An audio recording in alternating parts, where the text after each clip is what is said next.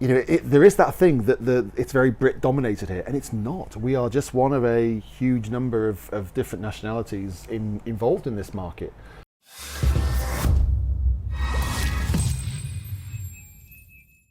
Okay, so here we are. Alfredo, thanks for joining me on my terrace of my new home in Montemayor, and we're sort of coming to the end of a strange old year, aren't we? Yeah, what started off a little bit uncertain. Yeah.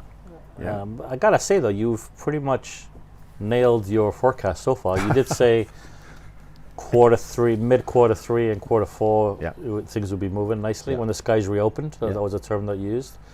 You forecasted that we would first see the normal buyers come back, minus the Brits because of the travel restrictions, and then see a delayed reaction quarter four kind of thing for the Brits, which is exactly what's happened. What's happened, yeah. So the question now is to get your crystal ball out and thinking, okay, what's quarter one of 2022 and next year hold? Do you know, the interesting thing is, before I answer that, because I'm thinking of the answer, is the Brits are always late to the party, aren't they? You know, whenever there's been kind of movement in the market in the past, the Brits have kind of been behind the market, and we are noticing that now.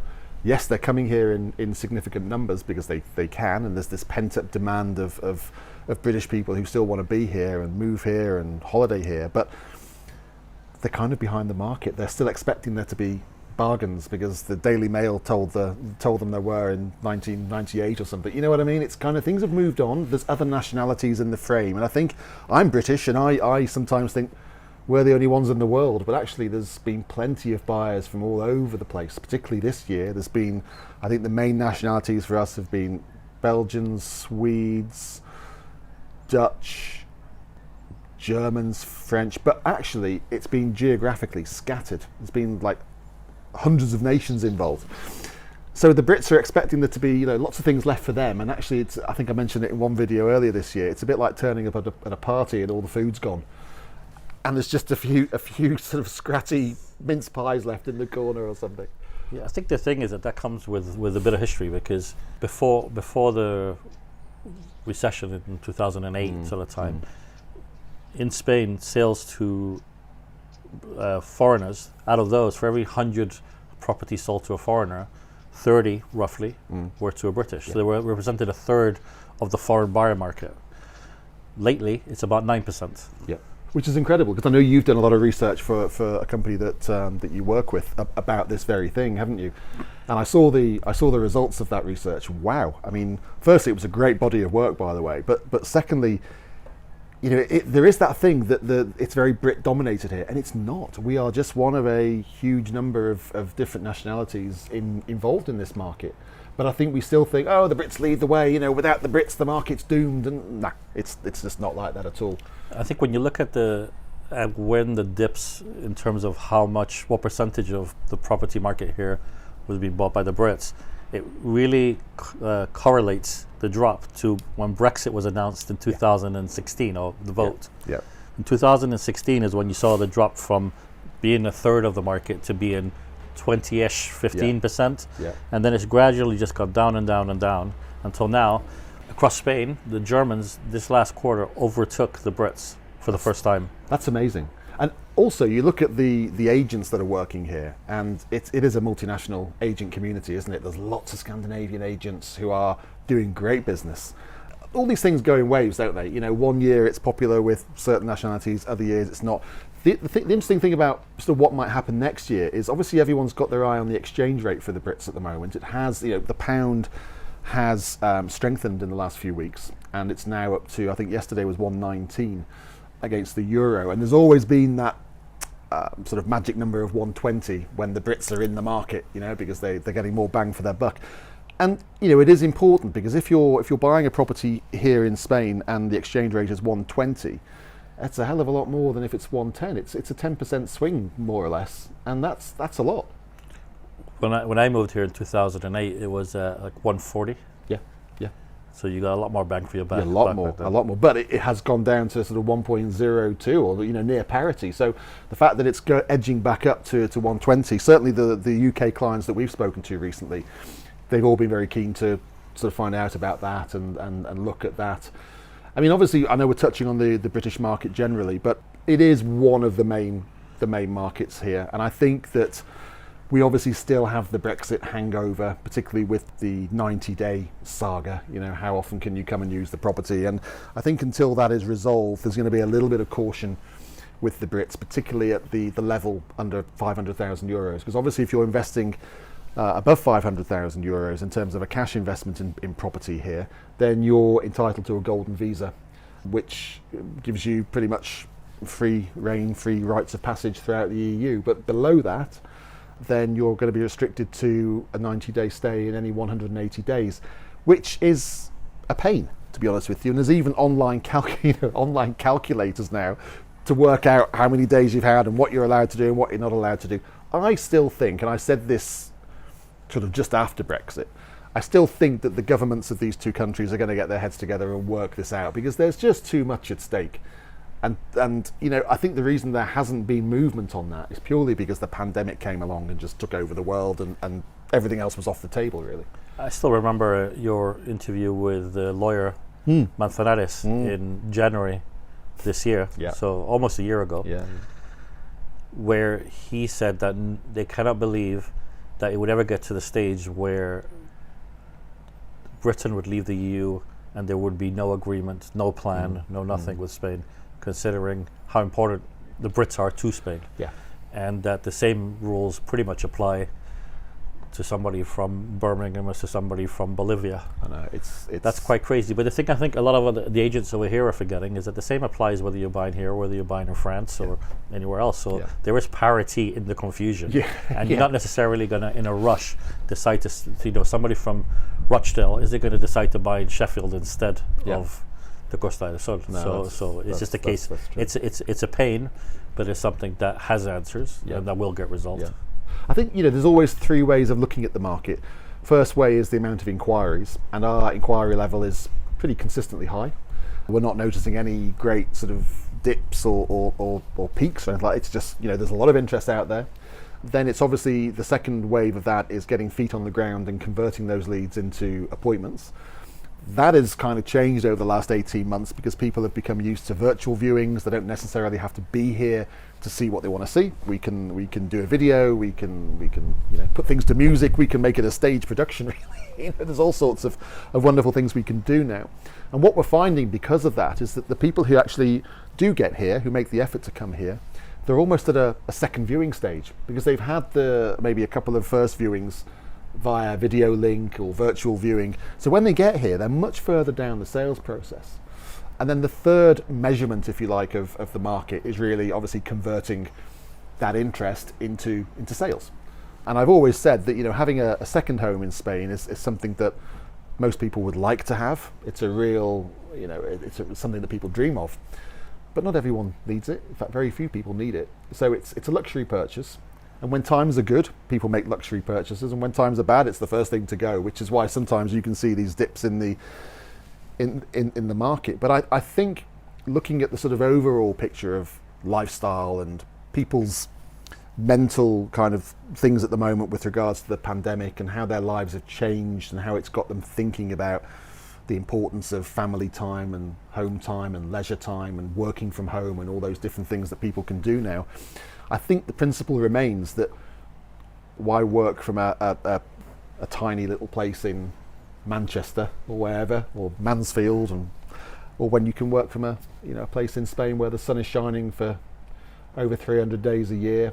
The temperature is very kind. You haven't got to scrape your ice off your window in the middle of November. I mean, we're in late November right now. Yeah, we are. And it's a clear day, blue sky. Yeah. And very lucky.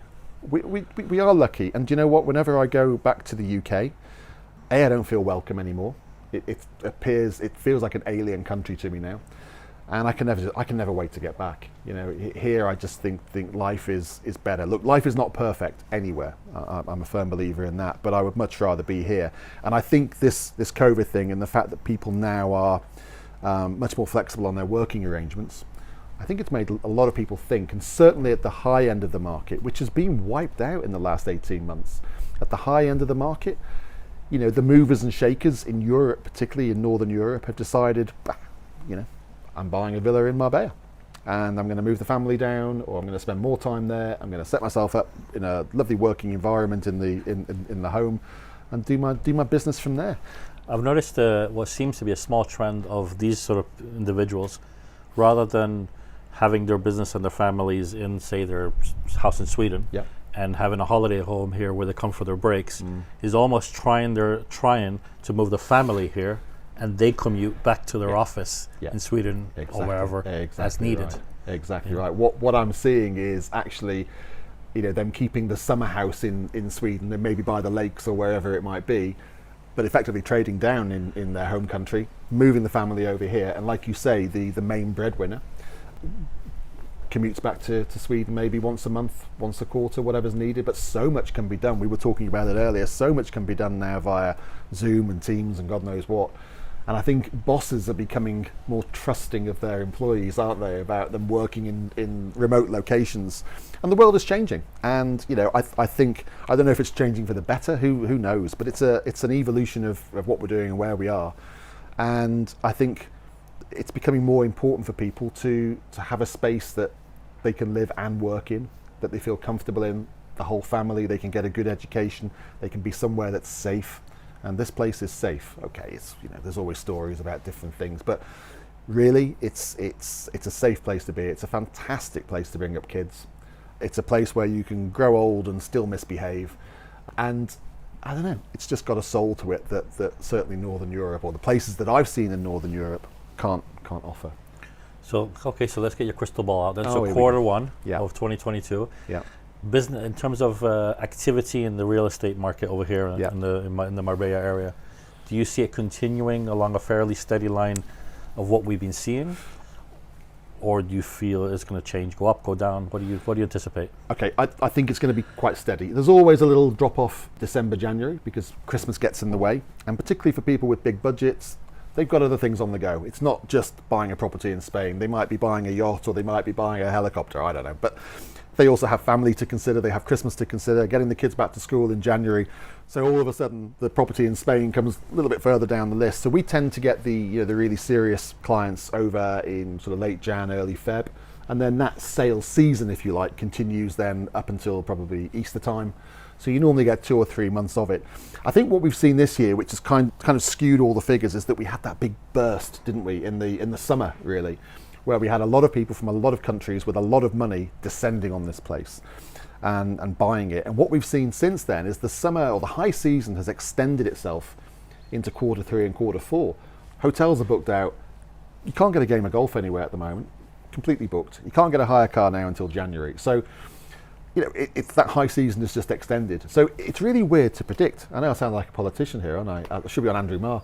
But I think quarter 1 will just continue with a little drop off, as I say, December, January, but then it'll pick up again. But I don't think we're going to have a glut, because I think that glut, or that latent demand, has now been satisfied. But I do think that the fundamentals are still there for it to continue on an upwards trajectory. So the final question to do with this, because we did see this boom in the summer. It was a little mini boom, yeah. And we also saw, as a consequence of that, in some of the prime areas in the higher end, a lot of the stock diminish, even in the middle and low end, from what I'm told, in key areas.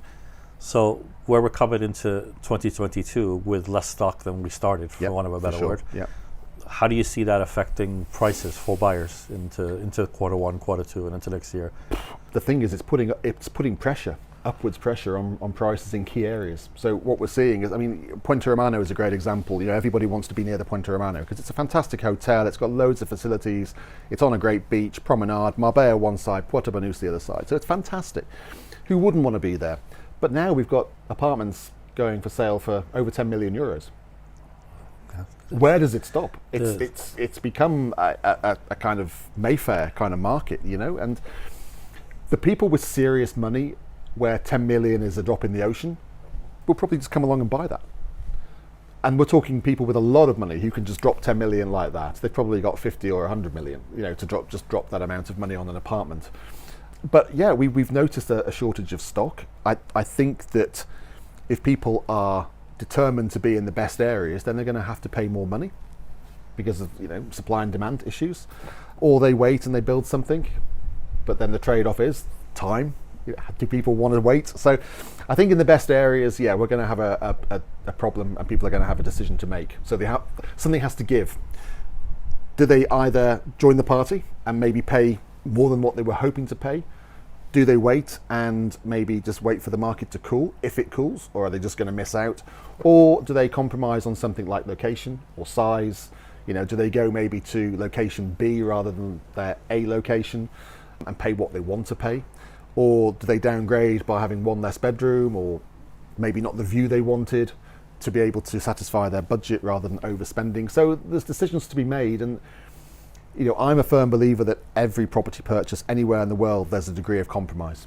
This place here, it's there's things that drive me mad about it, but at the end of the day, I'm a believer that you can't tick 10 out of 10 boxes. And I always say to people when I first meet them, to clients, I say, look, if we end up ticking 7 or 8 out of your 10 want to haves, then we're doing really well. But there's always got to be compromise. So you see a scenario where next year that compromise may well be in the precise location that they're looking for, if they want to pay what they were hoping to pay.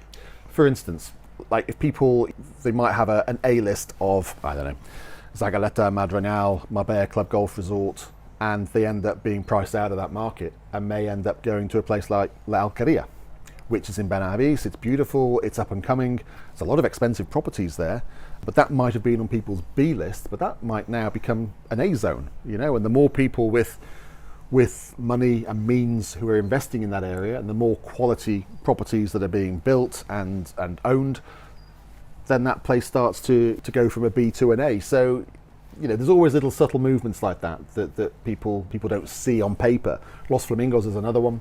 Montemayor, there's places where you can find value, but there's always a compromise. You can't get something for nothing, and that's the thing that people have to realise. And do you know what? There's compromise at every budget. It doesn't matter whether you've got 100,000 or 100 million. You never find the perfect house. There's always something. And even if you build it yourself to your own specification, that still involves a degree of pain. So I always say to clients, at whatever budget, just because you've got a load of money doesn't mean to say that you can have everything you want. And most people understand that. Thank you very much, Sean. It's been a pleasure speaking to you. And let's And you? see if our crystal balls pan out to be right next year. Absolutely.